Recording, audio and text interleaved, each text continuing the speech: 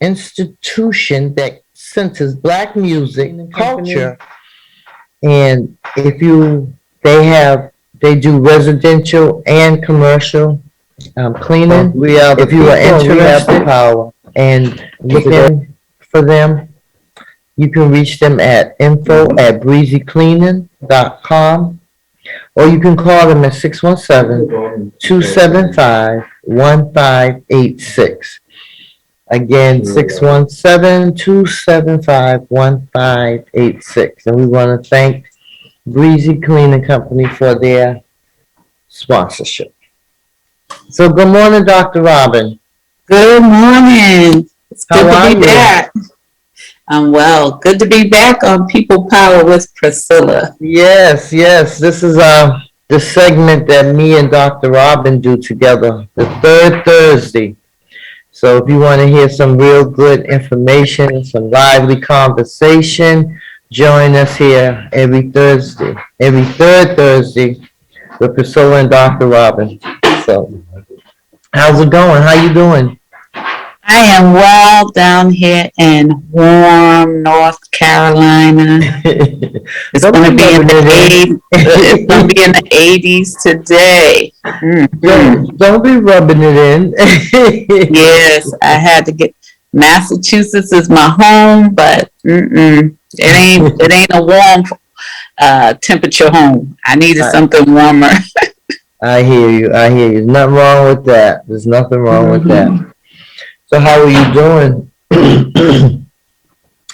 So I just want to say I had a wonderful weekend with you this weekend with 7 last words, and then Saturday and Sunday service.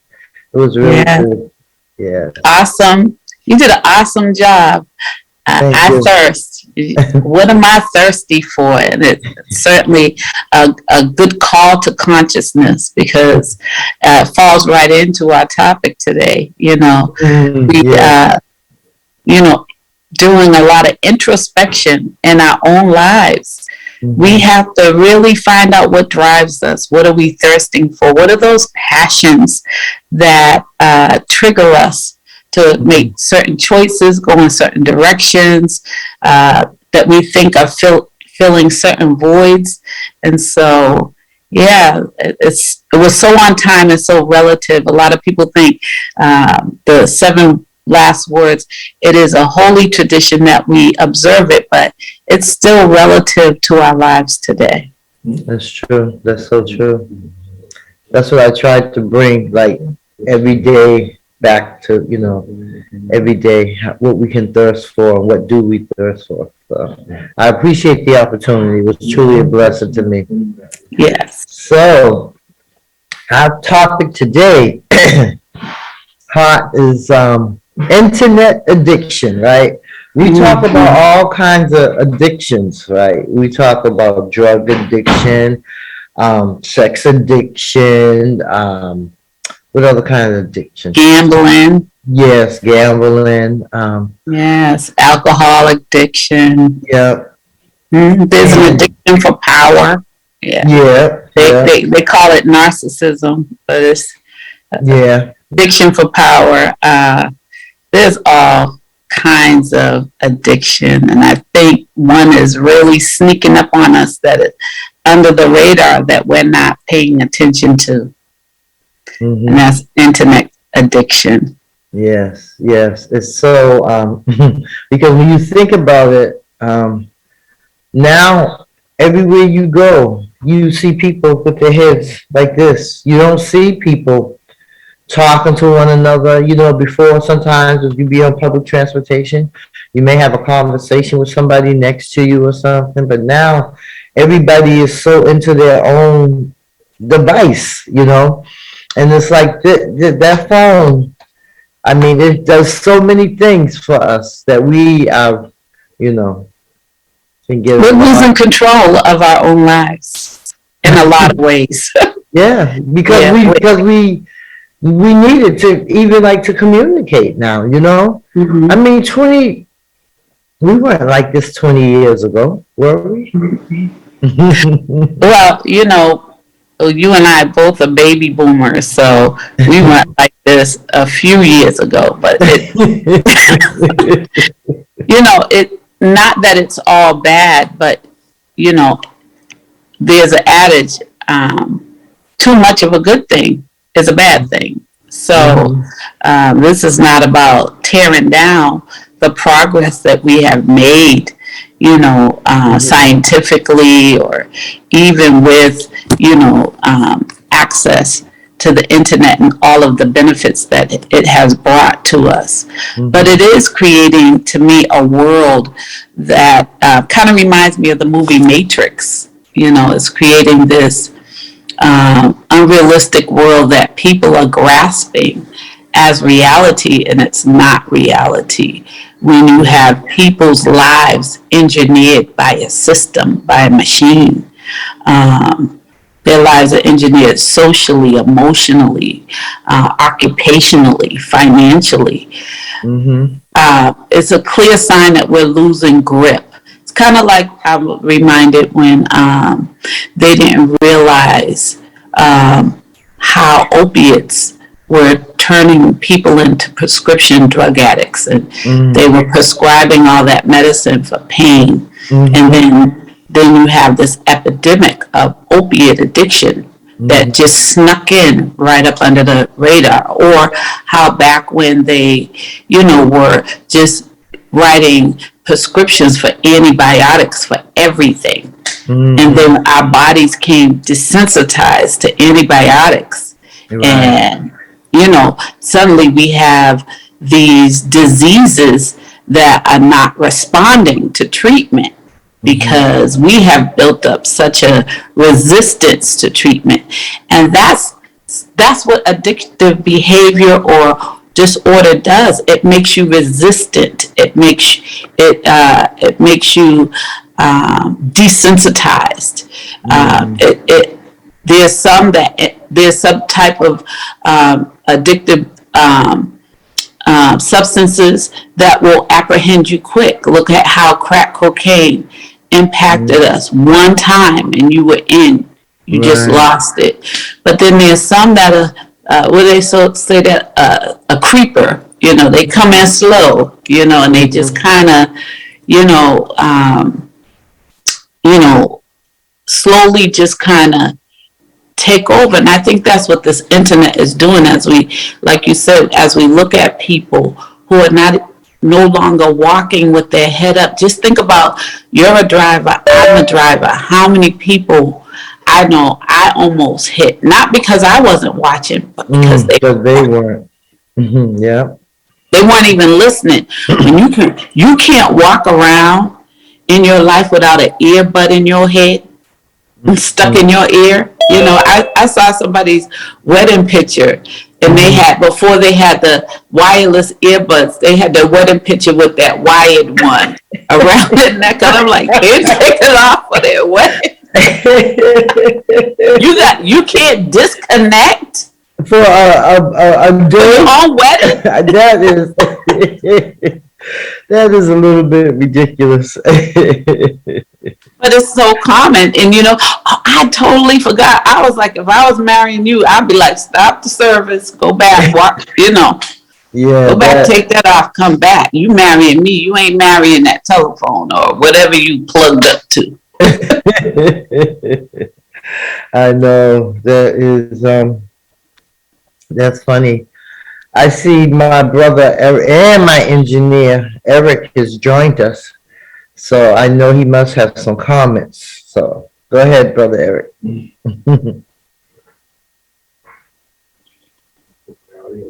Yeah. So I also think, oops, a second more.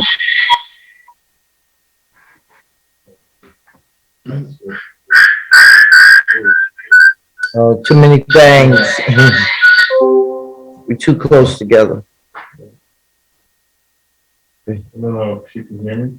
Okay. I can hear you. So I also think social media is a cause of a lot of the violence that's going on, because people feel like they're safe on social media to talk a lot of crap and think they're not going to be found. And then they finally go out in the world when they get found. Right. Yeah, that's social media bullying, and That is just so totally unnecessary. I don't understand that. Right, right. Well, and it's against the law still. It is against the Really. law. Yeah, you can take someone to court for that. Definitely. There, you can look up the Massachusetts general laws. It's right there. Mhm. But it is, as I said, when you have a system, social media is a social media is an entity within this internet, you know, architecture.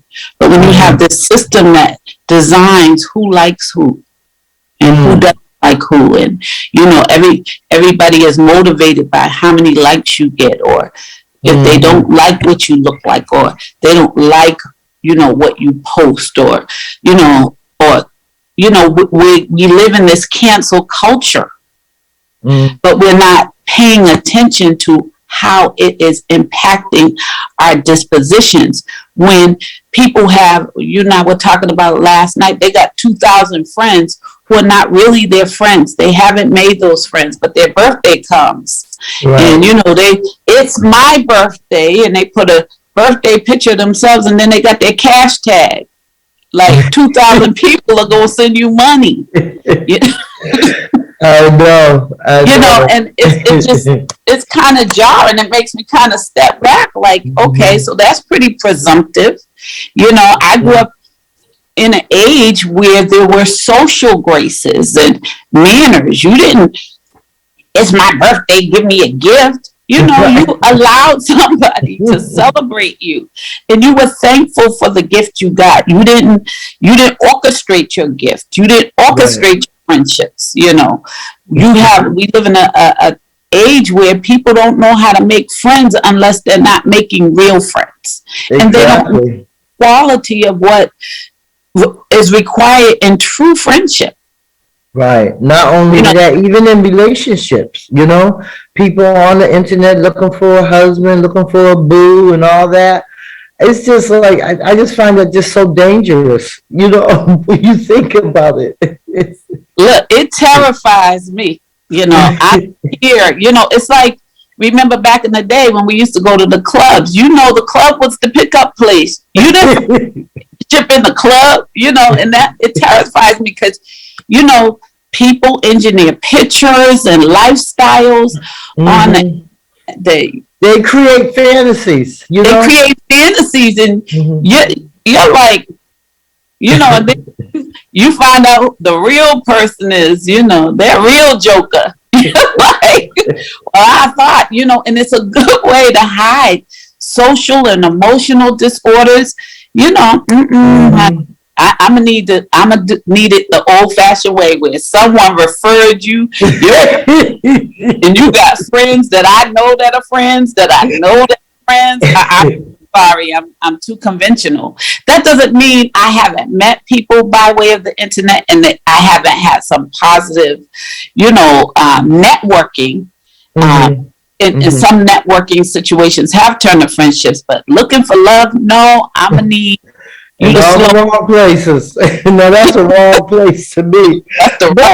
But for some people it works. Some people it works. Yeah. But I guess I'm too old school for that. So.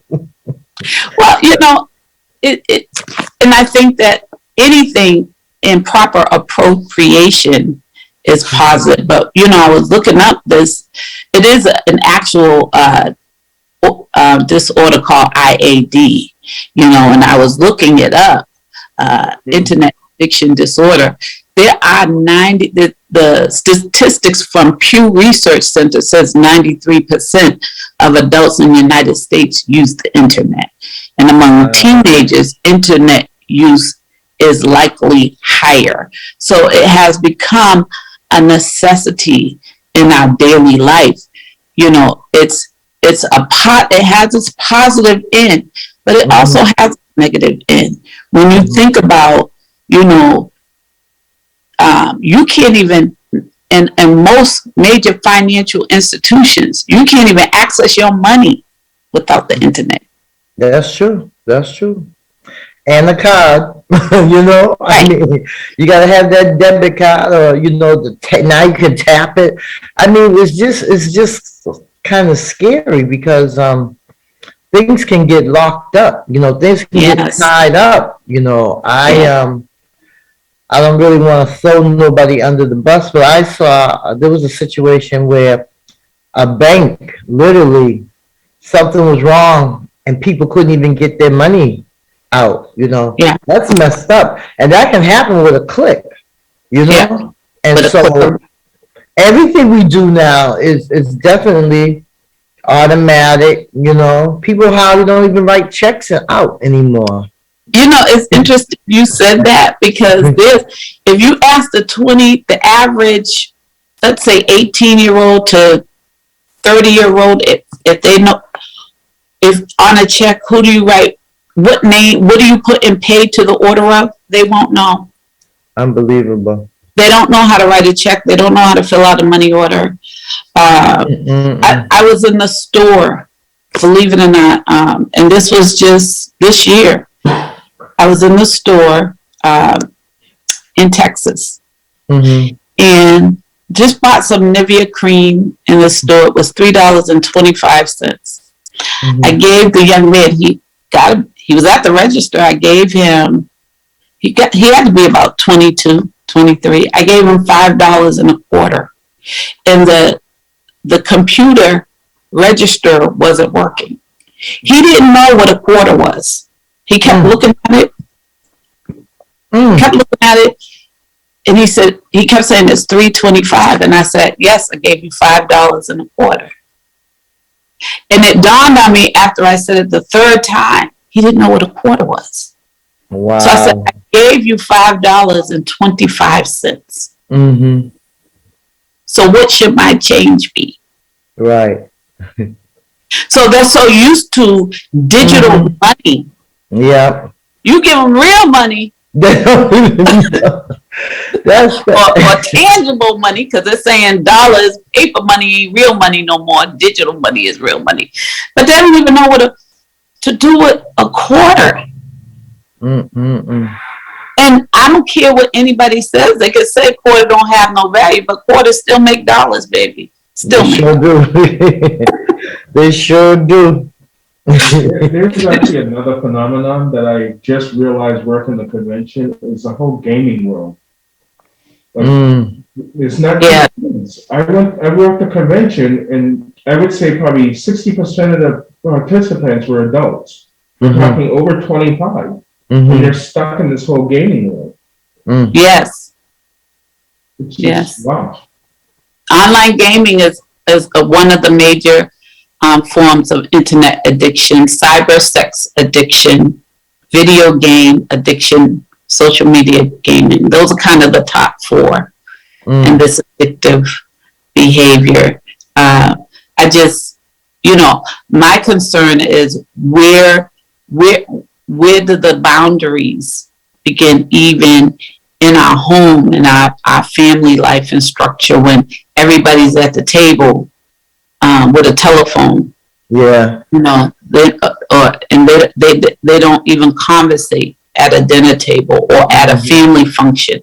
They're not totally engaged or immersed in that family time because the phone is the center. Yeah.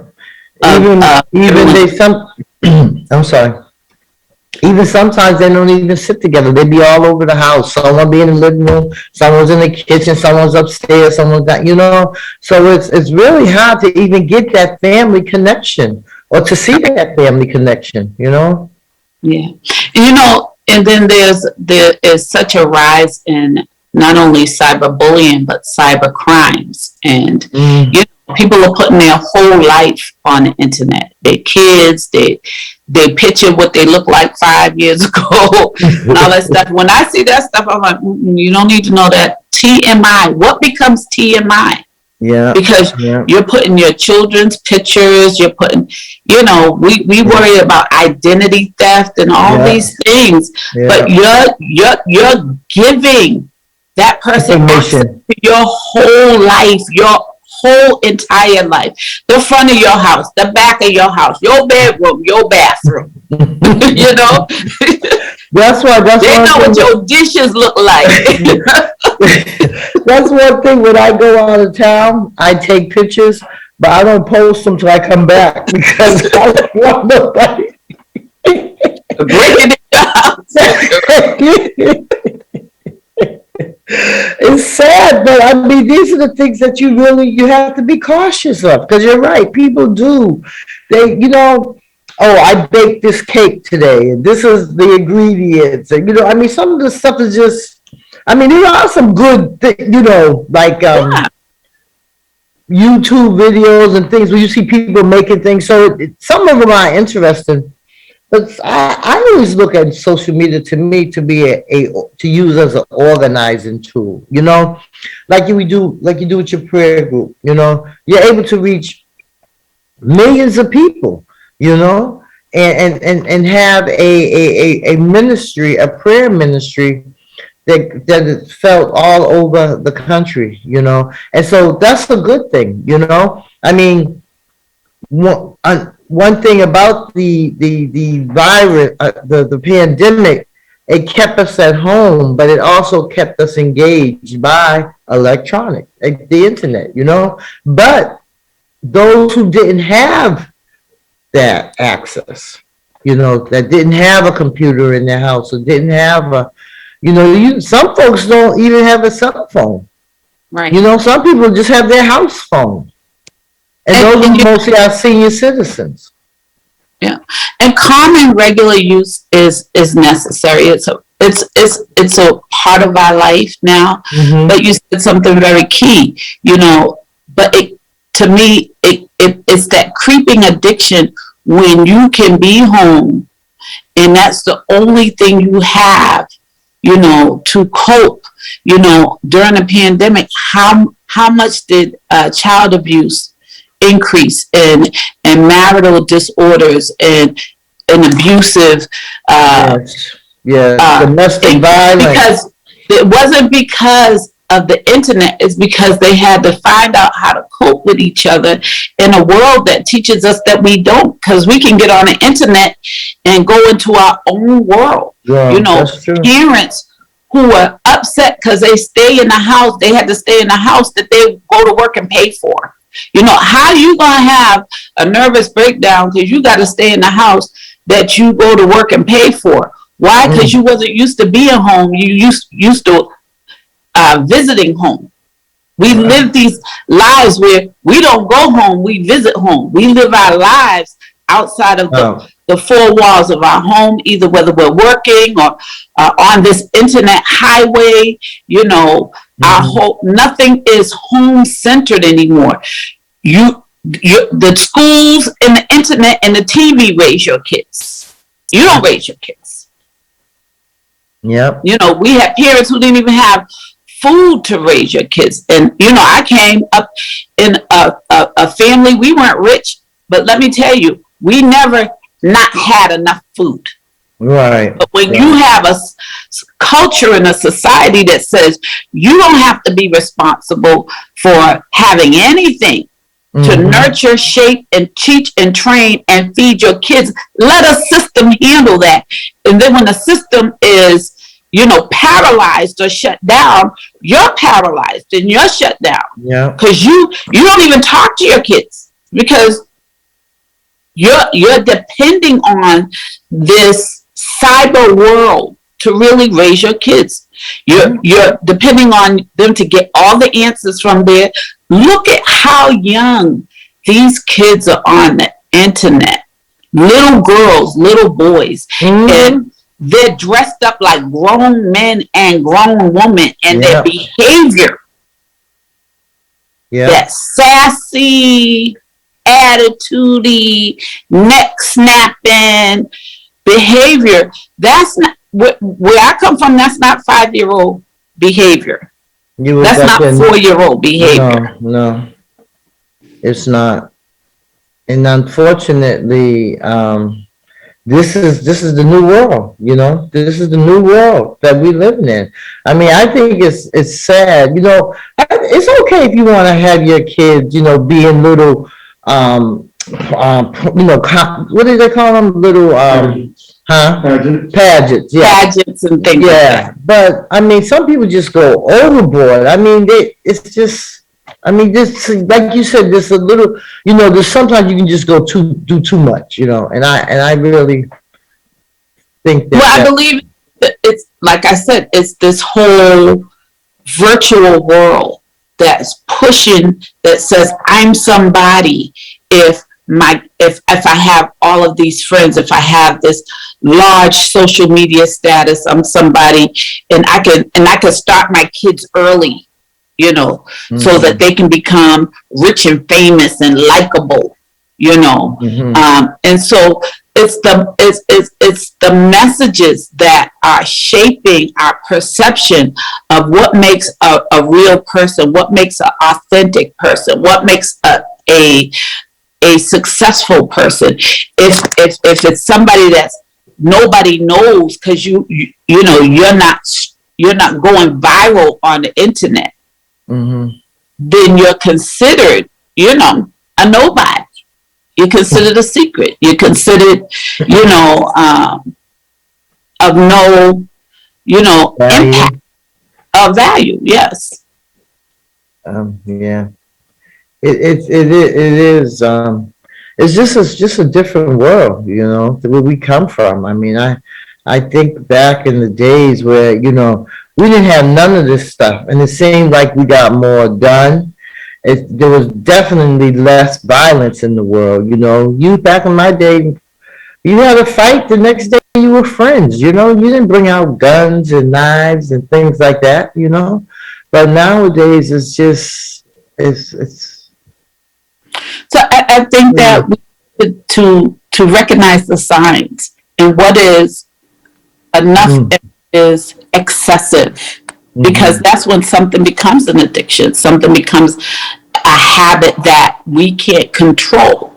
And I feel that, you know, parents and homes are still the center of our community, and that help shape our community, and what is done in a home, or what standards should filter from the home into the community. And I think that there should be a community that supports not just internet time and access to information time, but access to face, what is real, what is tangible. You know, what does it mean to be an authentic friend, not just an internet friend? Exactly. That's You know, true. what it means to have authentic relationships, not just internet relationships. You know, the relationships when the young man or the young woman used to bring the person home to meet the parents. Now you can have 20,000 relationships and your parents don't know about none of them. I know, that's true. That's true. You better believe, and my kids call me the stalker because I stalk their page, because you know what? I'm still their parent and they're all grown. But you know, it sends a message. They come from somewhere. They have a tribe, a blood tribe that loves them, that is concerned about them. Their well-being is important to them. When people don't see that tangibly, we set ourselves up to be taken advantage of. I see. Yeah. So it's just an interesting dynamic that, you know, really filters over into every part of our lives. Just think about it. Gone are the days where you can walk into a business and apply for a job on paper. Exactly, right? All these people who need work and they can't even walk in the business and apply. Go on our website. So what if that person just got released out of prison, trying to not go back to jail, trying to get a job, don't even have internet access? How do they apply for a job? That's right. They don't know how. And they That's probably don't know how. They know, that's why there needs to be advocates for them when they get out, so they can help them maneuver. Because to me, it seems like when, especially our black and brown men and women, when they go to prison, they do their time, they get out, they're still, they get, I feel like they get punished twice. You can't get a job, you can't get an education, you can't live in public housing. You know, what do you have to live for? I mean, and that's why there's so much, back and forth, because you don't get any tools in prison as to how to work when you get out of prison.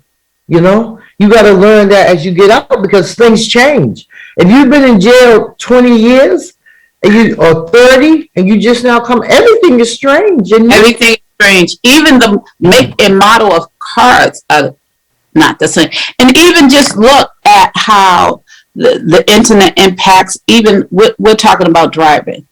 You can't even go to the registry unless you make an appointment on the internet. Can't get your car registered, can't get your ID updated. And so I think that the question is this becoming a forced compulsion?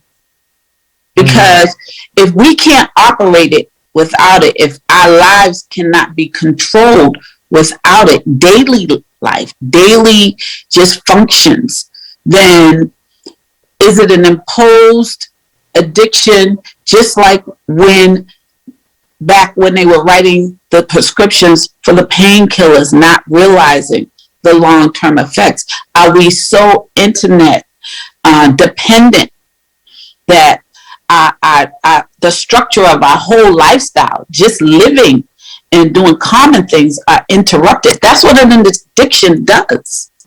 It interrupts your life. It interrupts your ability to function. Wow. And we still have a whole generation of seniors who are not tech savvy. So what happens to them? That's so true. That's why during the pandemic, we were so concerned about them. Like, who's checking on them? How are they, because some, like I said, some people only have that phone. And some of them have one that dials, the ring thing, you turn the numbers.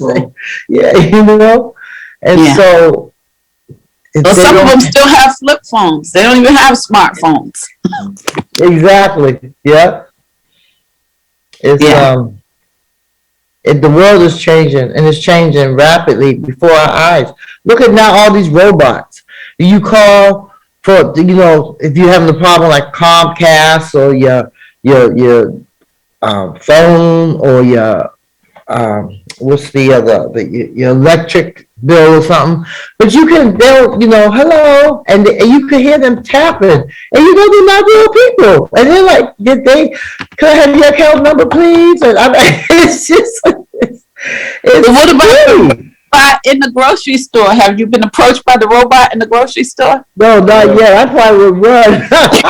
Yes, they have them. Stop and Shop, I know, has some robots. Really? And they'll roll up on you. To help you? Or, that helping you in the aisle, or, if they, I don't know if they're part of their security to watch. Yeah, they have robots. I've seen them in the grocery store. Yeah. They'll be the takeover. The next, next you won't be able to tell the robot from the real people, because we are being replaced. They actually have robot companions already. Robot companions? Yeah. Jesus help us. He said where? He said they have robot companions. Oh, yeah. Yeah. Like what was that movie, She? There's a movie, She, about a man who fell in love with the robot. The voice over the phone or something like that. Yeah. Oh my goodness. Yeah. So the world we live in, I just, I like to talk about things that bring a call to consciousness. I feel that it's important that we maintain a certain amount of grip on what's real. You know, I think this virtual world, kind of reminds me, we talked about going back to, our generation, but I remember getting up on Saturday mornings watching the Jetsons, and they would talk over the TV, and now talk over Zoom, FaceTime, Instagram. I just learned that you could chat face to face by video on Instagram. I hit a button by accident, sending my granddaughter a message, and next thing you know, we were talking and dual, yeah. So. Oh, okay. I've heard. I think I've done it before. Yeah. But I think I got on it by accident. I don't think I know how. Because I'm telling you, sometimes you hit the button, wrong button, and you somewhere you don't know where you at, and you don't want to be there. Yeah. So like the Jetsons, you hit the wrong button in your car, it might eject you out of your car.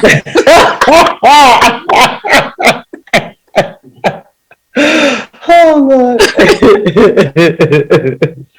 I know, that's funny. I think with everybody going up to space for a minute, spending all this money to go up to space for like how long were they gone? Like 60 seconds? I don't even know. No, there's a crew up there now. They've been up there for a few days with SpaceX. Did you see where they took William Shatner to space? He finally went to space all them years. Never going to space. They finally gave him a trip. Wow. That would have been funny if he had got lost up there, right? But it's just all these things that are happening, that we could never have imagined, and but then even with that stuff that's going on, is why does this violence still continue to happen among our young folks? I don't know if looking at videos, because those are very violent too. These video games are like off the chain, realistic. Yeah, and so do people think? I mean, I couldn't imagine that people would think that you're playing this game, but then you go out and you shoot someone for real, they gonna get up and it's really sad how these video games have taken over. Well, I think once again, I think it's the impact on our sensitivity level and the quality of our life. There was a time where death was respected. You never even saw someone die on any type of media outlet. Or even if, even in the news, if someone's dead on the ground, you would have a white sheet over them just out of respect for that was lost. Now, we watch people die. We watch people get killed. Yes. Even when we think back to 9/11, when those towers came down, a lot of people in the initial seeing of that thought it was fictitious, didn't even realize, because we watch so much violence on TV. Someone getting killed, someone getting maimed. We watch all this stuff with serial killers, and I'm not a big TV watcher, and every now and then, when you want to wind down, you want to watch TV, and I'm gonna tell you, I had to scroll through hundreds of shows because it was just a day. I didn't want to see anybody get killed. I didn't want to see anybody cheating on nobody. You know what I'm saying? I didn't want to see anybody. No, none of that form of violence. Like, where is just something peaceful that is not going to stir me emotionally? I didn't want to see anything racist. It's just hard when we're flooded. Every day. We're flooded. Yeah. Even on our phones, we get these news break. Every time there's a news break, it's something bad, Yeah. So, yeah, we are definitely in the world of cyberspace. And so when we left an age where science fiction was what it was, science fiction. And where things were, our reality. Now we've entered into a place where it's no longer science fiction. It's science reality. I growing up, vampires were bad. They were bloodsuckers. They were now we watch Walking Dead. That's entertainment. Now you can fall in love with a vampire on Twilight. People want to fall in love with the unreal, but they don't cope with what's real. We will cling to that fantasy in that virtual world where that streaming that everybody thinks is glamorous, but when it comes to interacting with one another, we have no coping skills, we have no anger management skills, we have no communication skills. We fight all our battles on social media. And we ruin people's lives. That's true. And it's okay. It's the okay thing to do, because we took this freedom of speech thing totally to the next dimension. And it's unreal. And that's and when you can't control something, that's what we call addictive behavior. That's addictive. That's disorderly. Yeah. And who's gonna say, oh, hello, world, not even America, world, can we wake up? Right. Can we stop and smell the roses? You could learn how to grow a rose on the internet, but you'll never be able to smell the rose. That's right. That'll be coming soon. For what they used to say, coming soon. In the app for you. An app, yeah. Yeah, I'm telling you. They're supposed to be making things easier and convenient, and they are, but they also seems like they're making things deadlier and more poisonous, and it's really just ruining our lives, our world.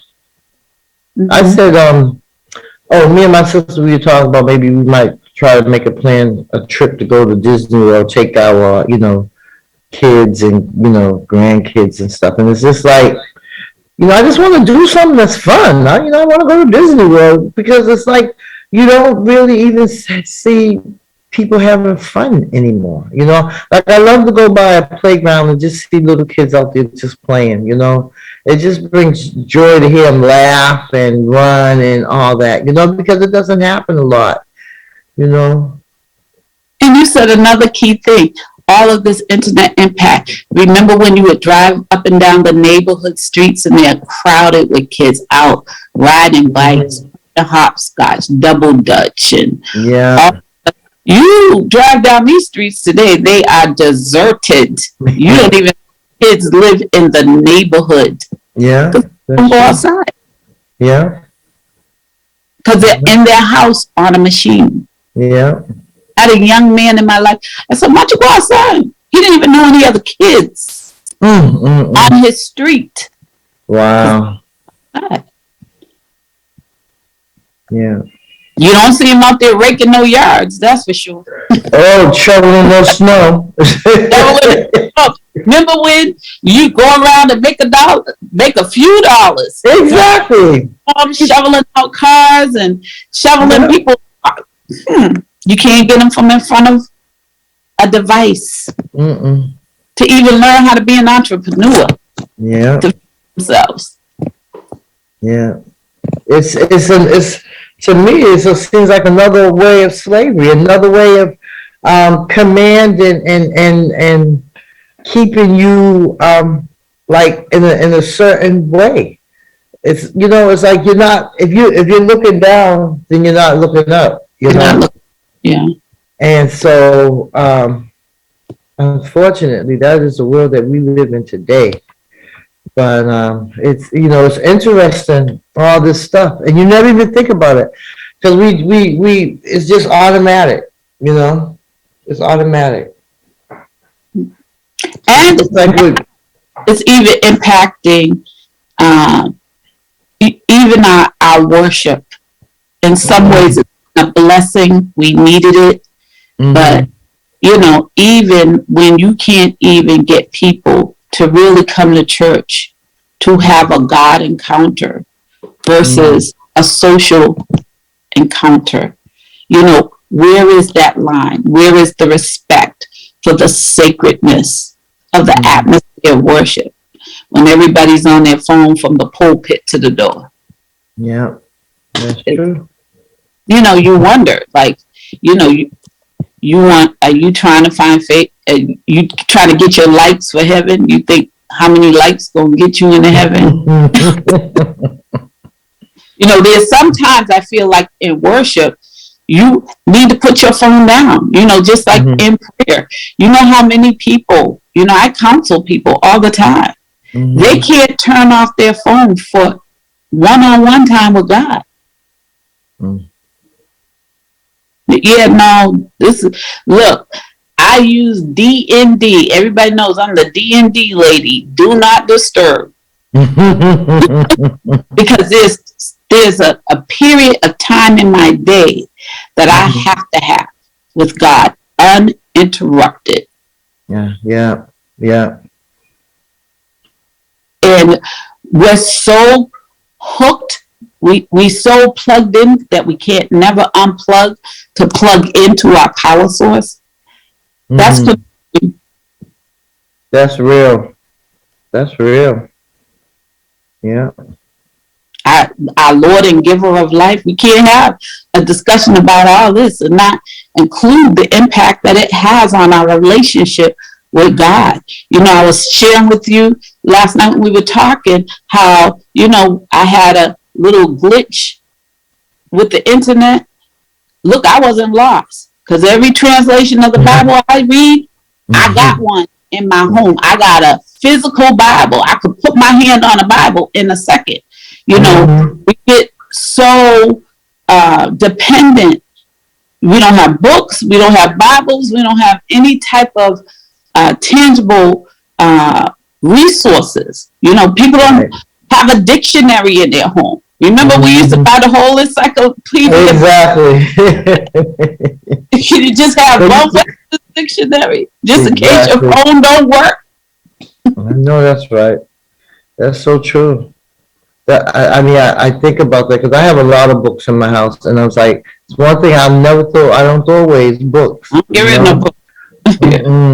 Because you never know when you're gonna need it. I heard a conversation the other day that he doesn't need to go to college because he has YouTube University. YouTube University too. People got PhDs in YouTube University.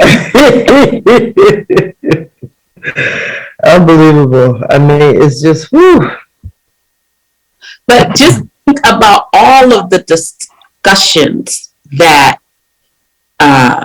come out of this one topic that affects from 1.5 to 8.2% of people just in North America, in the continent of North America alone.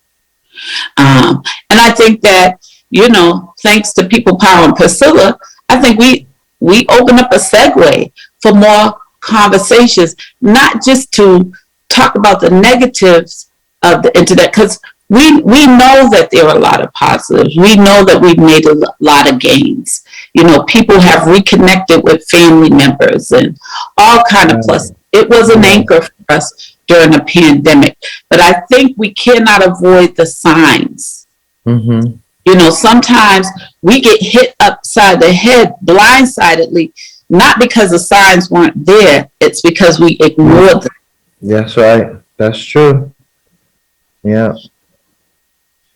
And when we have repetitive things that interfere with our humanness, our human character, there's some things in life that only come instinctually by the character, the wisdom, the nature of what being human means.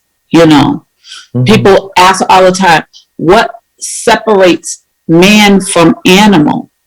Animals never contemplate life moving forward. They live from day to day. You know, they're in their survival mode.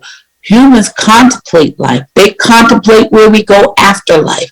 We contemplate what is morally good and sound and productive.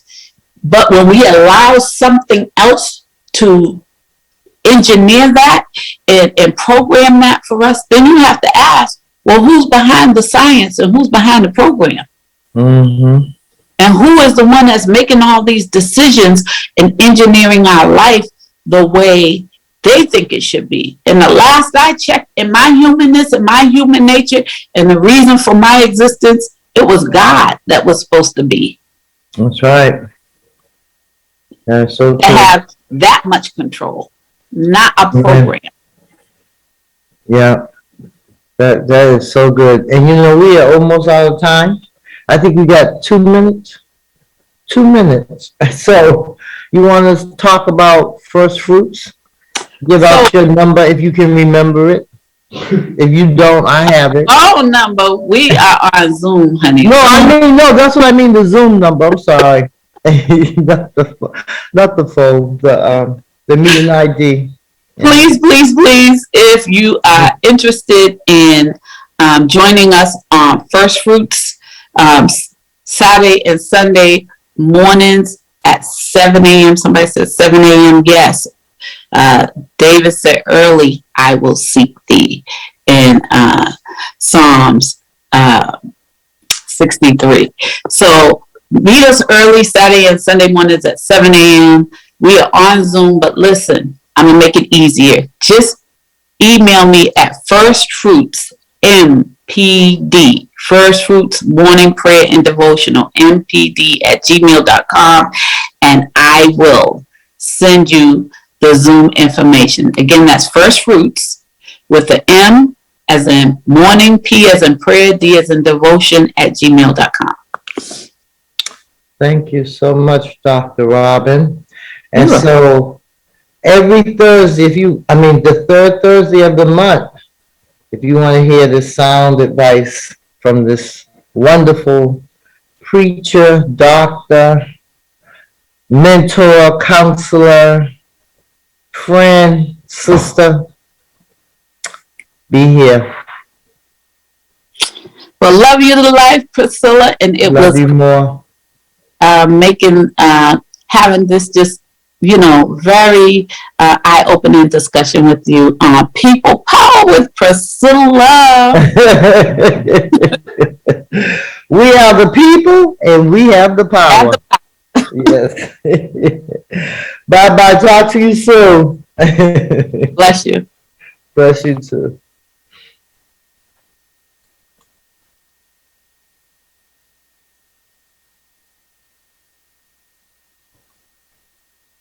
Mm-hmm.